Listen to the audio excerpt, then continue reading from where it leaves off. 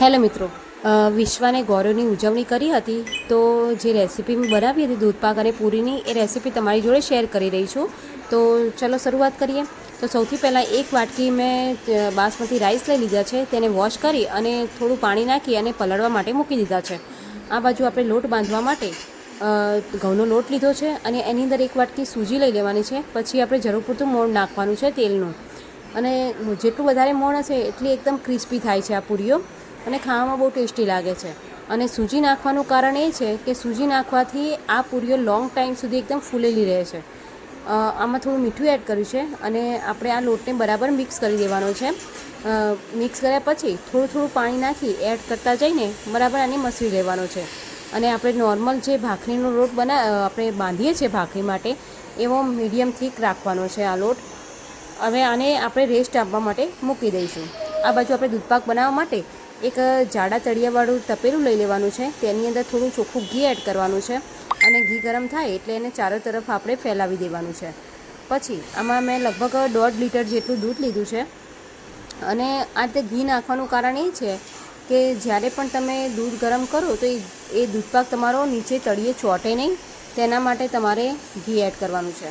હવે મેં દૂધ ગરમ કરવા માટે મૂકી દીધું છે. હવે દૂધનો ઉભરો આવે ત્યાં સુધી આપણે આ બાજુ બદામ અને કાજુ કટ કરી દઈશું. આ બરાબર કટ કર્યા પછી આ બાજુ જુઓ આપણે ઉભરો પણ આવી ગયો છે દૂધમાં. પછી આ જે ચોખા હતા આપણે એની અંદર પણ આપણે થોડું ઘી એડ કરવાનું છે. અને ઘી એડ કર્યા પછી આ બરાબર મિક્સ કરી અને આ દૂધની અંદર આને પણ એડ કરી દેવાના છે. આ ઘી નાખવાનું કારણ એ છે ચોખામાં કે ઘીથી જે ચોખા કોટ થઈ જશે, એકદમ કોટિંગ થઈ જશે ઉપર, એટલે એ દૂધપાકની અંદર એકદમ જે આપણા રાઈસ છે એ ચોંટશે નહીં, ભેગા નહીં થઈ, એકદમ છૂટા છૂટા રાઈસ થશે.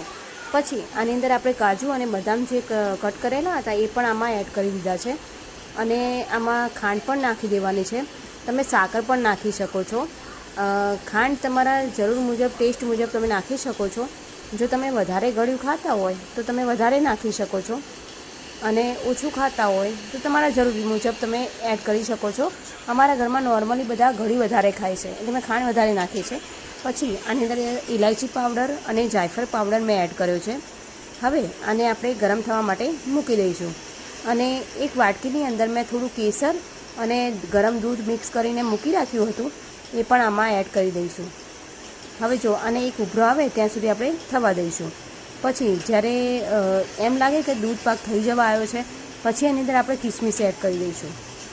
હવે જો પૂરીના લોટમાંથી મેં એક લુવો લઈ અને એકદમ થોડી મીડિયમ થીક રોટલી વણી નાખી હતી. પછી એક વાટકીની મદદથી મેં એક જેવા શેપ પડે તેવી મેં પૂરી કટ કરી નાખી હતી અને આ પૂરીઓ મેં આમાં એડ કરી છે.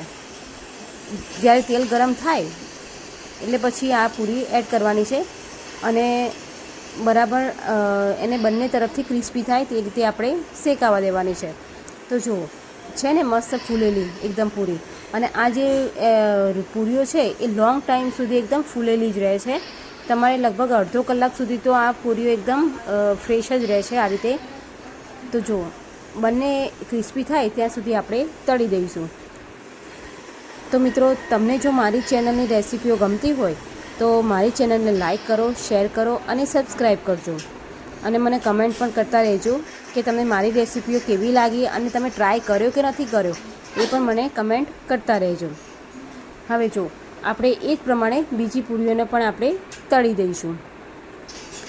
અત્યારે થોડી ચોમાસાની સિઝન ચાલી રહી છે, તેના કારણથી થોડો ગળામાં પ્રોબ્લેમ છે એટલે મારે બોલવામાં તકલીફ પડે છે થોડી.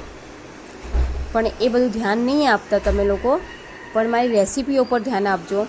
હવે જો બટાકાનું શાક પણ તૈયાર છે, દૂધપાક પણ મને તૈયાર થઈ ગયો છે, એકદમ લાગે છે ને મસ્ત. અને પૂરી પણ તૈયાર થઈ ગઈ છે અને બીજી પૂરીઓ થાય છે. તો જો વિશ્વને ગૌરવ છેલ્લું વર્ષ હતું અને એની ઉજવણી કરી હતી, તેના માટે મેં આ રેસીપી બનાવી છે. હવે જો છોકરીઓને જમવાનો ટાઈમ થઈ ગયો છે. મારા ભાભી છે તે છોકરીઓને ચાંદલા કરી રહ્યા છે. આ મારી વિશ્વા છે, તેને પણ ચાંદલા કરી રહ્યા છે. અને એક આપણે જ્યારે પણ છોકરીઓ નવરાત્રિ હોય કે આ રીતે ગૌરવ હોય કે વ્રત હોય, જ્યારે પણ છોકરીઓને આપણે ઘરે જમાડીએ છીએ ત્યારે એકદમ એનું જે વાતાવરણ છે એકદમ અલગ જ લાગે છે, એકદમ આપણે ખુશી લાગે છે. અને એ વખતે આપણે જે રેસીપીઓ બનાવીએ છીએ સાચે જ એકદમ ટેસ્ટી પણ બને છે, કેમ કે છોકરીઓ જે છે એ સાક્ષાત માતાજીનું જ રૂપ કહેવાય છે, લક્ષ્મીજીનું જ રૂપ કહેવાય છે. અને એમના માટે ભોજન બનાવવું હોય ત્યારે તો એકદમ અલગ જ ખુશી હોય છે. તો જો મારા ભાભી બધાને ચાંદલા કરી રહ્યા છે અને હવે આપણે એ બધાને જમવાનું પીરસી દઈશું. તો જો એ લોકો પણ બધાએ લોકોએ જમી લીધું છે. જમ્યા પછી આપણે એ લોકોને ગિફ્ટ આપવાનો ટાઈમ થઈ ગયો છે. તો મેં બધાને ગિફ્ટ આપી છે. તમને એ નહીં કહું કે મેં શું ગિફ્ટ આપી છે, કેમ કે જો એવું કહીશ તો કદાચ એવું પણ લાગે કે મેં દેખાડો કર્યો છે. પણ હું એ ગિફ્ટ કઈ આપી એ કહીશ નહીં, કેમ કે તમારી શક્તિ પ્રમાણે તમે ગિફ્ટ આપી શકો છો.